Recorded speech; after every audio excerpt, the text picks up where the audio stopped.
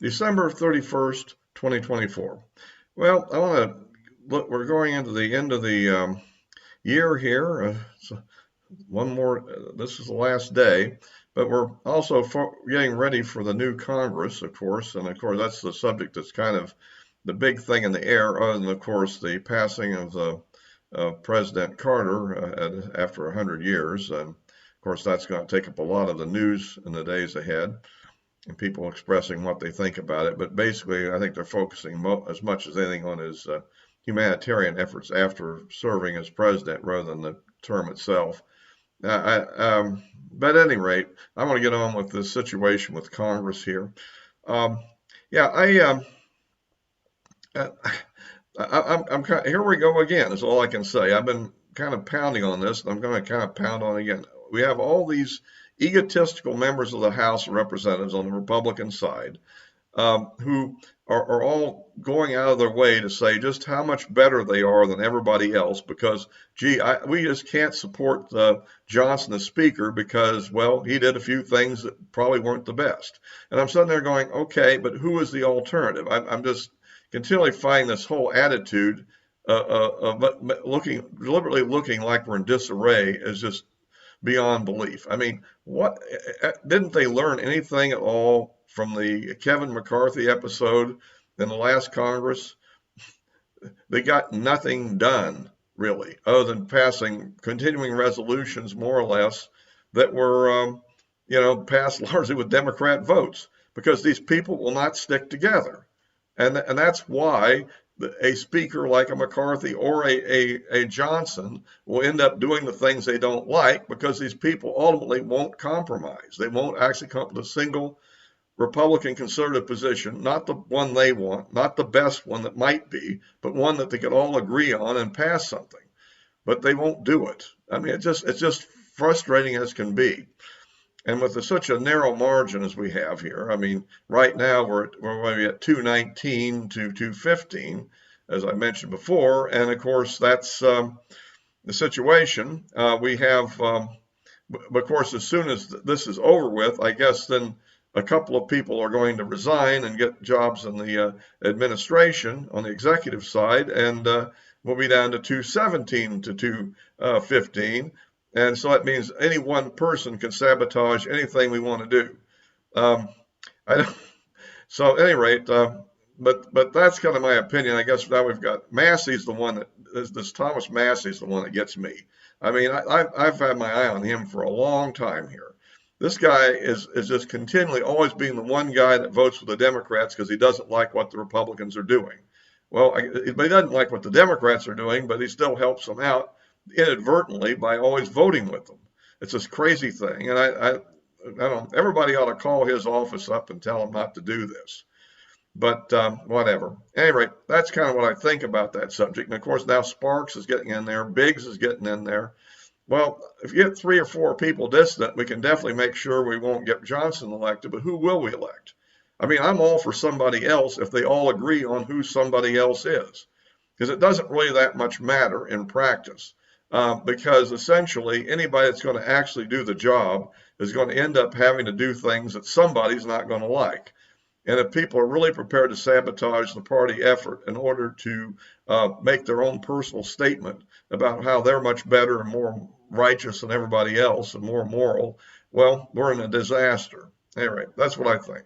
So if you like these videos, please give me a like, subscribe, and you can click the bell for notifications. Also, of course, you can find my address below and you can find me on Rumble.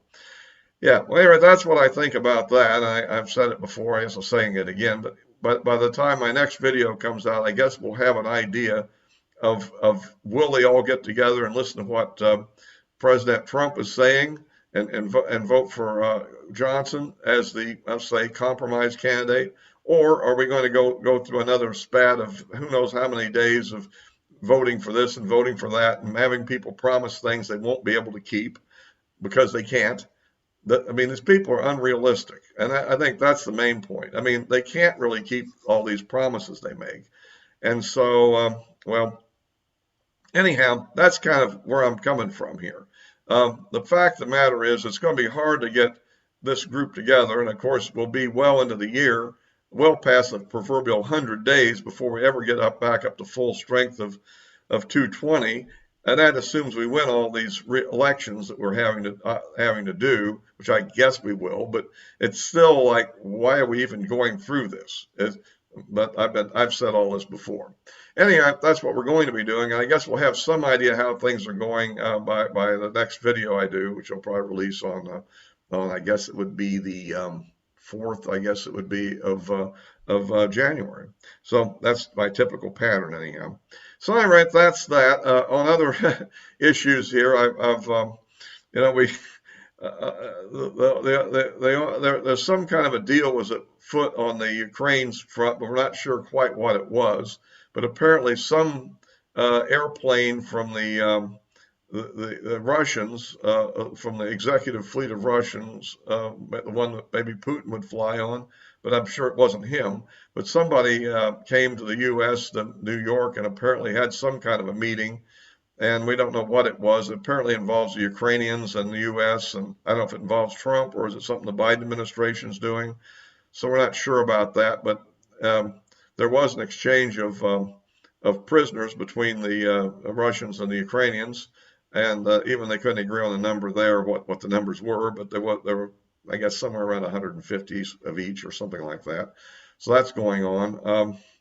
The battle continues as always over there, and of course the U.S. is continuing to ship, I guess, all the appropriated aid to Ukraine is being sent in because Biden is going out and he wants to make sure that they all get it. And we'll see what happens with all that. I guess they're going to start drafting it down to 18 years old now, which is kind of interesting.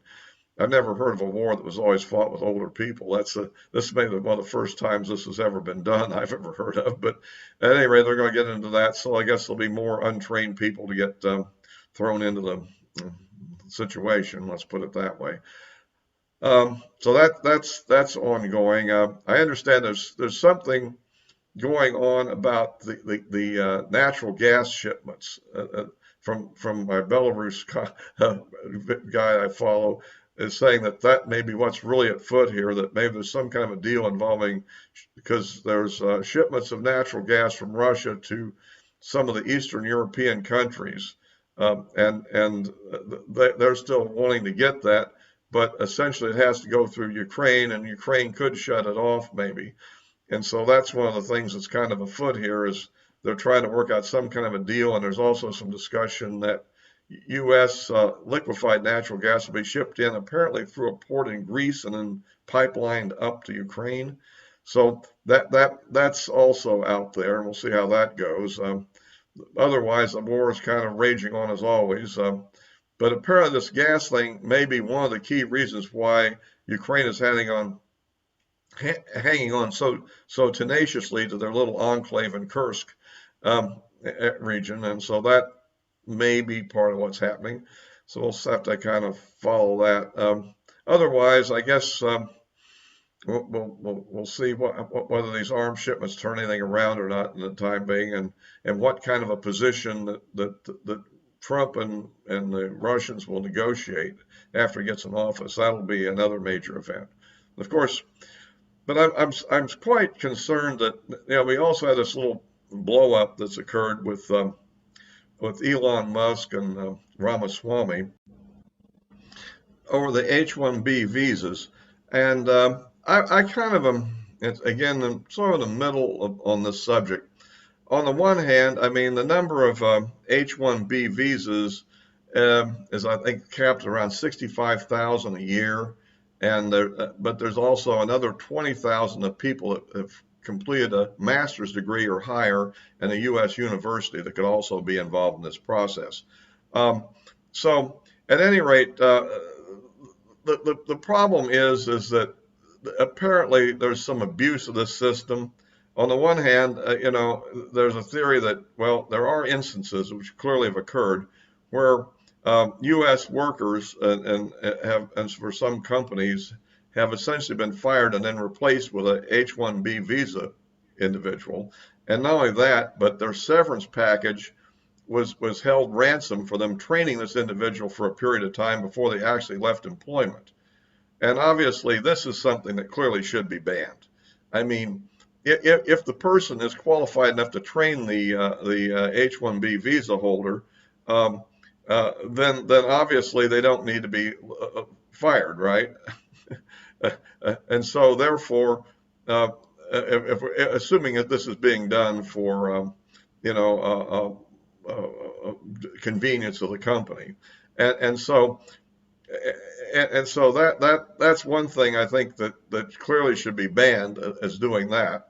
If on the other hand, if the clear requirements are stated for the position and there's no U.S. applicant that's qualified that applies, then obviously it should be okay to bring in, I guess, to do an H-1B visa person. And on the other possibility would be that if the U.S. person that applied was not highly qualified and a far more qualified H-1B visa person was available, then that would be something you could consider. But because, I mean, but in general, I think that I think this is something that may be more for the benefit of companies. But on the other hand, I don't think they're all going to be banned either. So you got to be, a little bit, especially the number is fairly limited at 65,000. So I'm not sure that really is having that big of an impact on U.S. personnel, except in the case which I stated before, where the person is being fired to be replaced by the person and has to train them. That should clearly be banned, and anybody that does that, the company, they should have a pretty solid lawsuit, I think, in that case. But at any rate, we'll see where this goes. But at any rate, this is not something that either side needs to get too wound up about right now, because the policies on that are unlikely to change in the next few months. And what we need to have in the first few months is to get the basic Trump agenda passed, which I don't think has a whole lot to do with that subject. And that could be something that can be dealt with later, and people gets involved in it. And I know, and so we'll have to see how this goes. The main thing I'm interested in would be, of course, controlling the border, immigration control, that whole thing, and I think the tax package, and I think we got, at a minimum, I think we need to at least extend the taxes that were set to expire at the end of this year, and extend those, make those permanent, because we don't want to do that. Some of the other sweeties were talked about, and sweeteners, let's call them, that were talked about during the election, those are nice, but whether we can get agreement on all those things is a whole other issue. But anyway, that's going to be some real problems on that too, with a House with a one or two or three vote, 2-vote majority or something like this. I mean, even if we get back to 220, I think if 2 people defect, 3 people defect, that would still kill it, right? So you got to be very careful. So unless we want to put a lot of incentives in for the Democrats to vote for it, and that means a bill that everybody will hate as usual. So you know how that goes. Anyway, so I'll wrap this up for now. I'll be posting this on YouTube and Rumble as always, and the address of my social media accounts are in the description below. Bye for now.